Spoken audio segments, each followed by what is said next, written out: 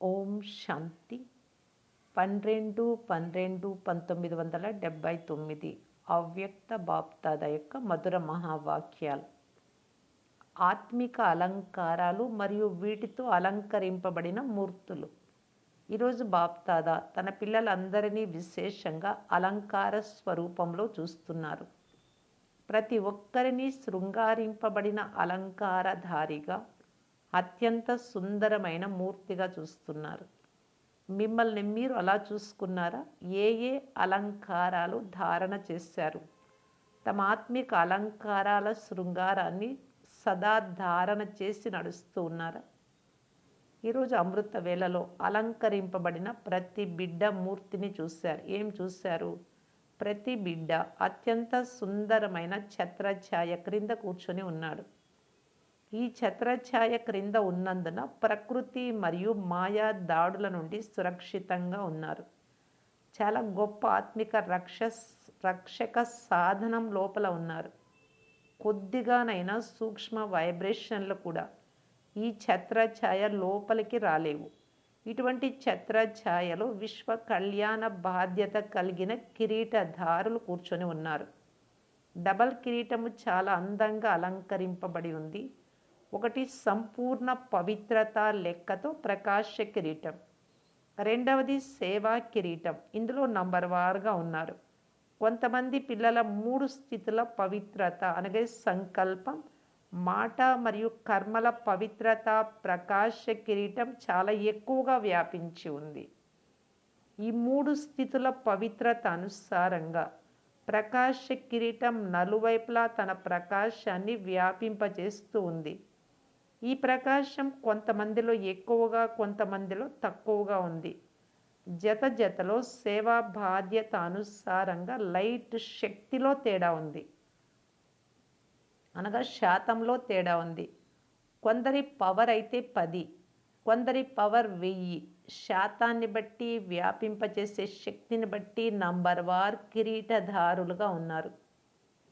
కిరీటాలలో ఎలా నంబర్ ఉందో అలా ఛత్రఛాయలో కూడా తేడా ఉంది. కొంతమంది ఛత్రఛాయ ఎంత పెద్దదిగా ఉంది అంటే ఆ ఛత్రఛాయ లోపల ఉంటూనే అన్ని పనులు చేయగలుగుతున్నారు. ఈ ఛత్రఛాయ లోపల ఉంటూనే మొత్తం విశ్వమంతా భ్రమణం చేయవచ్చు. అంత అనంతమైన ఛత్రఛాయ ఉంది. కొందరికి నంబర్ వారుగా యథాశక్తిగా హద్దులో ఉంది. ఇలాంటి పరిమిత ఛత్రఛాయలో కూర్చొని ఉండడం అనగా తమ పురుషార్థంలో సదా స్మృతిలో ఉండుటకు బదులుగా నియమ ప్రమాణంగా, సమయ ప్రమాణంగా స్మృతిలో ఉండువారు, 4 గంటలు చేయువారు, 8 గంటలు చేయువారు అనగా స్మృతిని కూడా హద్దులోకి తీసుకొచ్చేవారు. స్మృతి చేసేది అనంతమైన తండ్రిని, కానీ స్మృతి చేయువారు అనంతమైన స్మృతిని కూడా హద్దులోకి తీసుకొచ్చారు. సంబంధము అవినాశిగా ఉన్న సంబంధాన్ని నిభాయించేవారు సమయాన్ని నిశ్చితం చేసుకొని వినాశిగా చేసేశారు. ఒకప్పుడు తండ్రితో సంబంధం, ఒకప్పుడు వ్యక్తులతో సంబంధం, ఒకప్పుడు వైభవాలతో సంబంధం, ఒకప్పుడు తమ పాత స్వభావ సంస్కారాలతో సంబంధం పెట్టుకుంటారు. తీసుకునేందుకేమో అవినాశి అధికారం, అవినాశి వారసత్వం, కానీ ఇచ్చే సమయంలో వినాశీ వారసత్వాన్ని కూడా దాచుకుంటారు. తీసుకోవడంలో విశాల హృదయాలుగా ఉన్నారు, కానీ ఇవ్వడంలో అక్కడక్కడ పొదుపు చేస్తారు. పొదుపు ఎలా చేస్తారో తెలుసా? చాలామంది పిల్లలు చాలా తెలివిగా తండ్రితో ఆత్మిక సంభాషణ చేస్తారు. అందులో ఏం చెప్తారు అంటే, ఫలానా విషయంలో ఇంత పరివర్తన చేసుకున్నాము, ఇంకా కొద్దిగా ఉంది, అది కూడా అయిపోతుంది అని అంటారు. కొద్దిగా ఉంది కదా, తీసుకోవడంలో మాత్రం కొద్దిగా ఇవ్వండి అని అడగరు. బాబా ఎవరైనా మహారథులకు విశేషమైన గౌరవం ఇస్తే మేము కూడా అధికారులమే కదా అని సంకల్పం వస్తుంది. తీసుకోవడంకు కొంచెం కూడా వదిలిపెట్టరు, కానీ ఇవ్వడంలో కొద్దిగా ఇస్తూ సమాప్తి చేసేస్తారు. ఇలా పొదుపు చేస్తారు. నేర్పరితనంతో తండ్రిని కూడా ఓదారుస్తారు. బాబా తప్పకుండా సంపన్నం అయిపోతాంలే అని అంటారు. ఒక్క సెకండ్లో అధికారం తీసుకునేటప్పుడు ఇవ్వడంలో కూడా విశాల హృదయులుగా ఉండండి. పరివర్తన చేసుకునే శక్తిని పూర్తి శాతంలో ఉపయోగించండి. నిరంతర స్మృతిని హద్దులోకి, పరిమితంలోకి తీసుకొచ్చారు. అందువలన ఛత్రఛాయలో కూడా నంబర్ ఉండుటను గమనించారు. నంబర్ వారుగా ఉన్న కారణంగా మాయా వైబ్రేషన్లున్న వాతావరణం, వ్యక్తి వైభవాలు, స్వభావ సంస్కారాలు యుద్ధం చేస్తూ ఉన్నాయి. లేకుంటే తండ్రి ఛత్రఛాయ లోపల సదా సురక్షితంగా ఉండగలరు. కిరీటదారులను చూశారు, సింహాసన అధికారులను చూశారు. జత జతలో కిరీటధారులైన సింహాసన అధికారులందరినీ కూడా చూశారు. సింహాసనం గురించి తెలుసు కదా, తండ్రి హృదయ సింహాసనం. కానీ ఈ సింహాసనం ఎంత పవిత్రమైనది అంటే, ఈ సింహాసనంపై సదా పవిత్రంగా ఉన్న వారే కూర్చోగలరు. తండ్రి తన సింహాసనం నుండి దింపరు, కానీ స్వయం మీరే దిగేస్తారు. పిల్లలందరూ సదా హృదయ సింహాసన అధికారులుగా ఉండమని తండ్రి ఆఫర్ చేస్తారు. కానీ స్వతహాగా ఉన్న కర్మల గతి చక్రం ప్రమాణంగా తండ్రిని సదా అనుసరించు వారే సదా కూర్చోగలుగుతారు. సంకల్పంలోనైనా అపవిత్రత లేక అమర్యాద వచ్చింది అంటే సింహాసన అధికారిగా అగుటకు బదులు పడిపోయే కళలోకి అనగా క్రిందికి వచ్చేస్తారు. ఎలాంటి కర్మలు చేస్తారో వాటి అనుసారంగా అదే సమయంలో పశ్చాత్తాపడ్డారు లేక సింహాసన అధికారుల నుండి పడిపోయే కళలోకి వచ్చాము అని అనుభవం కూడా చేస్తారు. ఎవరైనా ఎక్కువగా చెడు కర్మలు చేసినట్టయితే పశ్చాత్తాప స్థితిలోకి వచ్చేస్తారు. ఒకవేళ వికర్మలు జరగకుండా వ్యర్థ కర్మలు జరిగినట్టయితే పశ్చాత్తాప స్థితి ఉండదు, కానీ అనుభవం చేసుకునే స్థితి ఉంటుంది. మాటి మాటికి వ్యర్థ సంకల్పాలను చెయ్యరాదు అని అనుభవం చేసుకునే స్థితికి తీసుకొచ్చినట్లయితే అది కూడా తప్పే. ఒక విధంగా ముళ్ళలాగా గుచ్చుకుంటూ ఉంటాయి. ఎక్కడ పశ్చాత్తాప స్థితి లేక అనుభవం చేసుకునే స్థితి ఉంటుందో అక్కడ సింహాసన అధికారి స్థితి ఉండదు. మొదటిది సింహాసన అధికారి స్థితి, రెండవది చేసిన తర్వాత అనుభవం చేసుకునే స్థితి. ఇందులో కూడా నంబర్ ఉంది.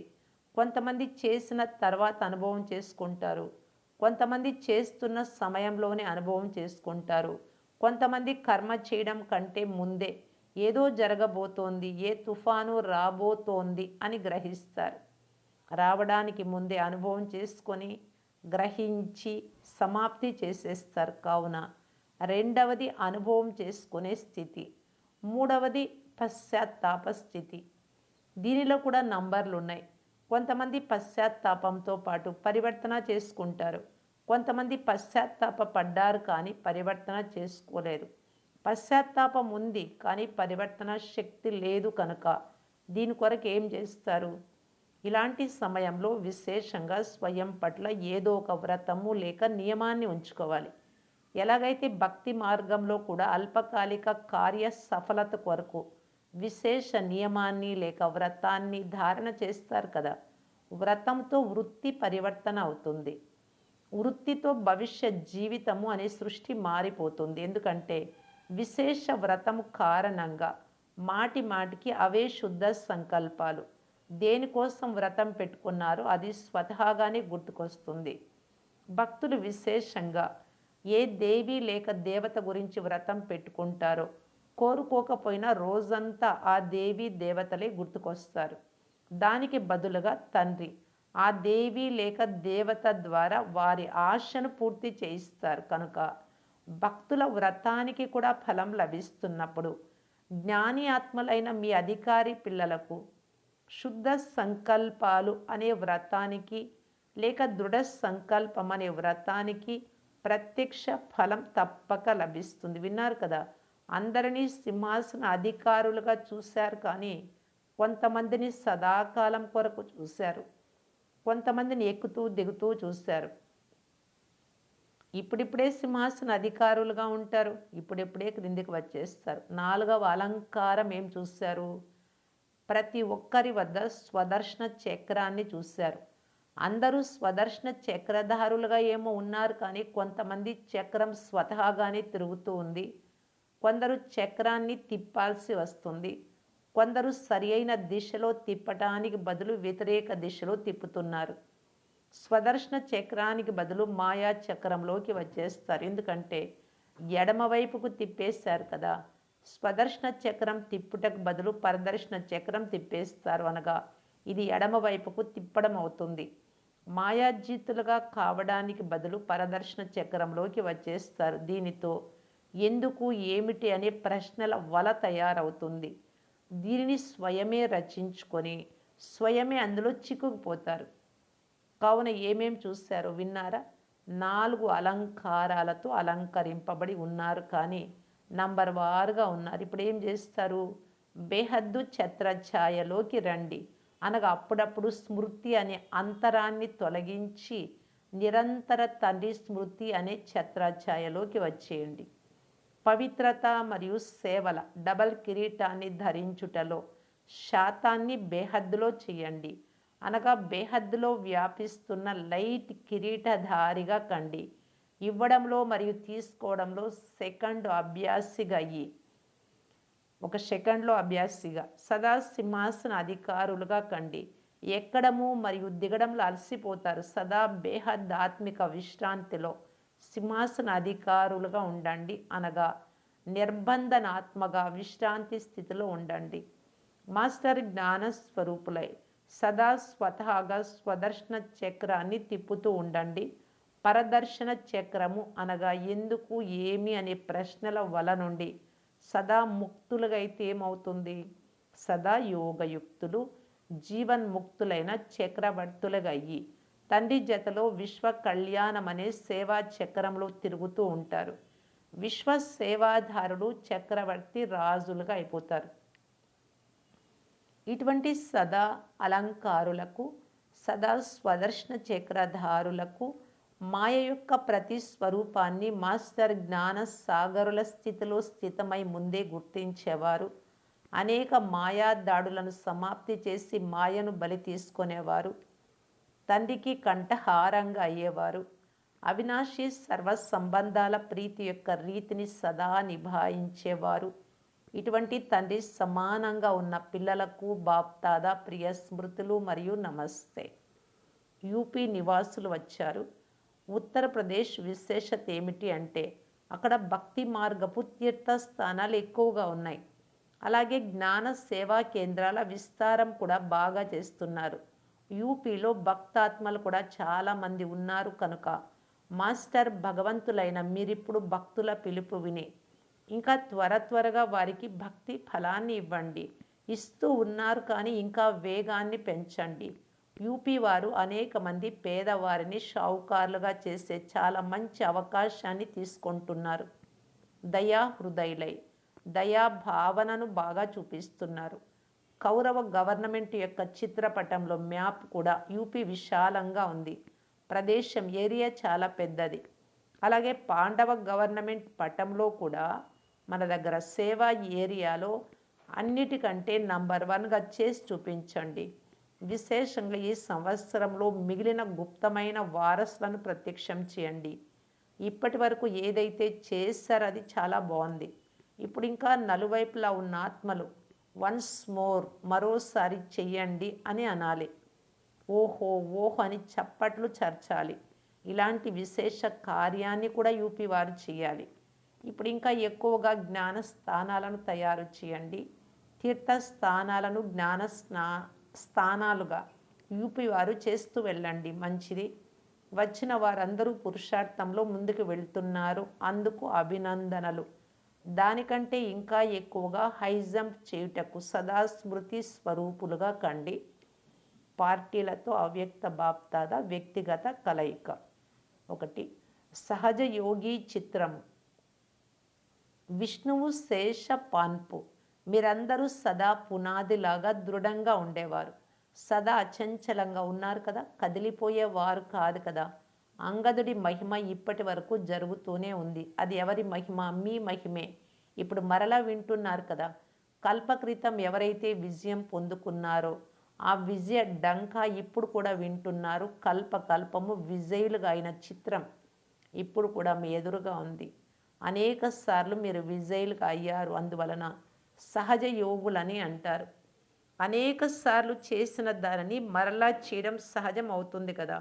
క్రొత్తగా చేయడం లేదు, తయారైన దానిని తయారు చేస్తూ ఉన్నారు, అందువలన తయారై ఉంది, మరలా తయారు చేస్తూ ఉన్నారు అని అంటారు. తయారై ఉంది కానీ మరలా రిపీట్ చేసి తయారు చేసుకుంటున్నారు. ఇంతకు ముందు కూడా పదమాపదం భాగ్యశాలిగా అయ్యారు, ఇప్పుడు కూడా అవుతూ ఉన్నారు. ఇలాంటి సహజ యోగులుగా ఉన్నారు. వీరి గుర్తులు, వీరు ఉండే విధానము, వీరి నడవడికల చిత్రాన్ని ఎలా చూపించారు? విష్ణువు శేషపాన్పు అనగా పామును కూడా శయ్యగా చేసుకున్నారు. అనగా అవి కూడా వికారాలు కూడా ఆధీనమైపోయాయి, వారు అధికారిగా అయ్యారు. లేకుంటే పామును ఎవరు తాకను కూడా తాకరు. పామును పాన్పుగా చేసుకున్నారు అనగా వికారాలపైన విజయులుగా అయ్యారు. వికారాలు అనే పాములను ఆధీనం చేసుకొని పాన్పుగా చేసుకున్నారు అంటే నిశ్చింతులుగా అయ్యారు కదా. ఎవరు విజయులుగా అవుతారో వారు విష్ణు సమానంగా సదా నిశ్చింతగా హర్షితంగా ఉంటారు. సంతోషంగా కూడా ఎప్పుడు ఉంటారు? జ్ఞానాన్ని మననం చేస్తూ ఉంటే సంతోషంగా ఉంటారు. కనుక ఆ చిత్రం మీదే కదా. ఎవరైతే తండ్రికి పిల్లలుగా అయ్యారో, విజయులుగా అవుతూ ఉన్నారో వారిదే ఈ చిత్రం. వికారాలను ఆధీనంగా చేసుకున్న అధికారిని అని సదా ఎదురుగా చూసుకోండి. ఆత్మ సదా విశ్రాంతి స్థితిలో ఉండాలి. శరీరము నిదురించే విశ్రాంతి కాదు, సేవలో ఎముకలను ఇవ్వాలి, అలసిపోరాదు. ఆత్మ నిశ్చింత స్థితిలో ఉండేటే విశ్రాంతి అంటే. ఎందుకంటే ఇప్పుడు భ్రమించుట నుండి రక్షింపబడ్డారు. మాతలందరూ గోపికలే. గోపి వల్లభుని జతలో ఊయలలో ఊగేవారుగా ఉన్నారు కదా. అర్ధకల్పం జడ చిత్రాలను చాలా ప్రేమతో ఊపారు. ఇప్పుడు ఊపడం సమాప్తమై ఊగడం ప్రారంభమైపోయింది. అప్పుడప్పుడు సుఖ ఊయలలో, అప్పుడప్పుడు శాంతి ఊయలలో, ఇలా అనేక ఊయలలున్నాయి. ఎందులో కావాలి అంటే అందులో ఊగండి, క్రిందికి రాకండి. మాతలకు ఊయల మంచిగా అనిపిస్తుంది కదా, అందువలననే పిల్లలను కూడా ఊయల్లో ఊపుతూ ఉంటారు. భక్తిలో చాలా ఊపారు, ఇప్పుడు భక్తి ఫలం తీసుకుంటారు కదా. భక్తి అనగా ఊపడం, ఫలం అనగా ఊగడం. ఇప్పుడు ఏదైతే ఫలం లభిస్తూ ఉందో అది తింటున్నారా, లేక చూసి చూసి సంతోషపడుతున్నారా? మాతలలో ఈ అలవాటు కూడా ఉంటుంది, తినకుండా అలాగే ఉంచుకుంటారు. కానీ ఇది ఎంత తింటే అంత పెరుగుతుంది. ఒక్క సెకండ్ తిన్నట్లయితే ఆ ఒక్క సమయంలోని అనుభూతి సదా కొరకు అనుభవిగా చేస్తుంది. అందువలన బాగా తినండి. మాతలను చూసి తండ్రికి చాలా సంతోషం అవుతుంది. వీరిని ప్రపంచం నిరాశావాదులుగా చేసింది, కానీ వారినే తండ్రి శిరో కిరీటధారులుగా చేసేశారు. వారైతే మనుషులు పాత చెప్పుగా భావించారు స్త్రీలను. తండ్రి శిరో కిరీటధారులుగా చేశారు కనుక ఎంత సంతోషం ఉండాలి. పాండవులకు కూడా సదా సహయోగులుగా, సదా తోడుగా ఉండే గాయనం ఉంది. స్మృతి చిహ్నంలో కూడా గోపి వల్లభునితో పాటు గోప బాలురుగా చూపించారు. ప్రతి కార్యంలో సహయోగులు, సదా తోడుగా ఉండేవారే కదా. అందరూ స్మృతి మరియు సేవ రెండింటిలో నిమగ్నమై ఉండండి. సేవతో భవిష్య ప్రాలబ్ధం తయారవుతుంది. స్మృతితో ఈ వర్తమానంలో సంతోషంగా ఉంటారు. అప్రాప్తి అను వస్తువే ఉండదు, సదా తృప్తిగా ఉంటారు. అచ్చా, ఓం శాంతి.